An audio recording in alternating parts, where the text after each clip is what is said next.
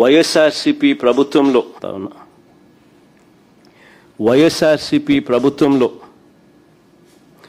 రాష్ట్ర చరిత్రలో కానీ దేశ చరిత్రలో కానీ కని విని ఎరుగని రీతిలో ఒకే నోటిఫికేషన్ ఒకే టైంలో 1,30,000 ఉద్యోగాలు భర్తీ చేసిన చరిత్ర ఈ రాష్ట్రంలో కానీ ఈ దేశంలో కానీ ఎక్కడైనా జరిగింది అని అంటే అది ఒక్క వైఎస్ఆర్సీపీ ప్రభుత్వంలో మాత్రమే జరిగిందని గర్వంగా చెప్పగలుగుతాను.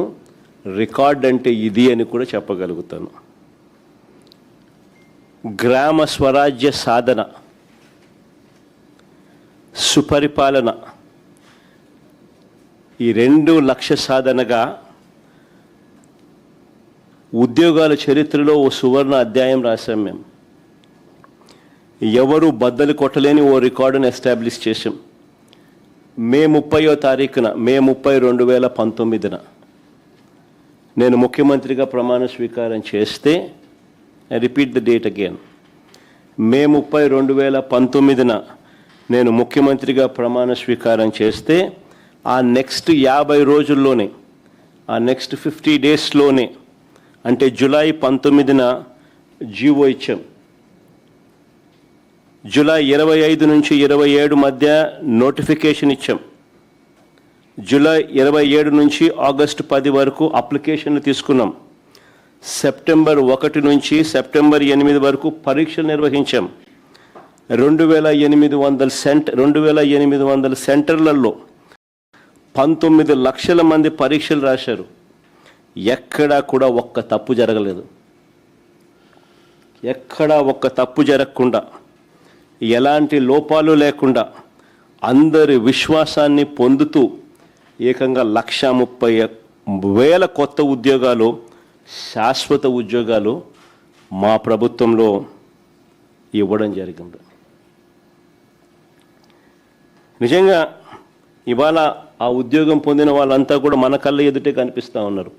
మన గ్రామాలలోనే మన ఇళ్లకు సేవలు అందిస్తూ సచివాలయాలలో కనిపిస్తూ ఉన్నారు.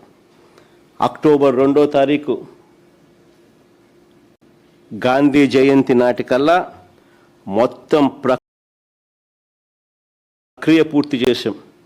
అంటే మే 30th నుంచి అక్టోబర్ 2 దాకా మొత్తం ప్రక్రియనే పూర్తి చేయగలిగాము అని అంటే కేవలం 4 నెలలు. 4 నెలల్లోనే అత్యంత పారదర్శకంగా ఒక్క తప్పు కూడా దొరకకుండా, ఎలాంటి లోపాలు లేకుండా ఓ చరిత్ర సృష్టించడం.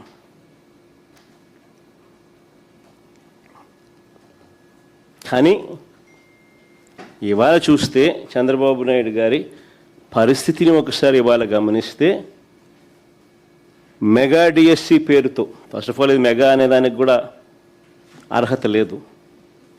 మెగా డిఎస్సి పేరుతో 16,000 ఉద్యోగాల భర్తీ ప్రక్రియను చూస్తే, అది వేరే విషయం. ఇందులో 6,100 మా హయాంలోనే మేము నోటిఫికేషన్ ఇచ్చిందే ఆయన రద్దు చేసి దాన్ని క్యాన్సిల్ చేసి 6,100 కూడా దీంట్లో యాడ్ చేసుకుని మొత్తంగా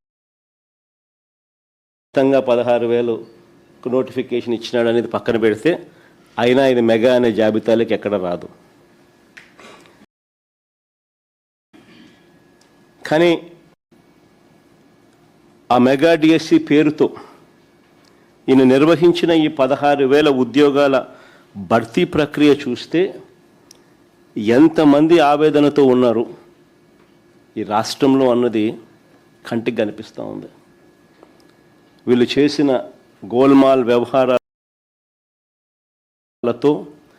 వీళ్ళు చేసిన స్కాముల నిర్వాకం వల్ల ఎంతమంది కన్నీళ్లు పెడతా ఉన్నారు ఈరోజు రాష్ట్రంలో కనిపిస్తూ ఉంది.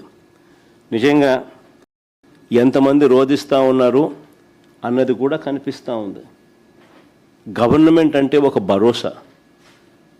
అలాంటి భరోసా ఈరోజు పోయిన పరిస్థితుల్లో ఈరోజు ఈ రాష్ట్రంలో ఈరోజు మన పిల్లలు, జెన్జీ పిల్లలు ఇవాళ కొట్టుమిట్టాడుతూ ఉన్నారు.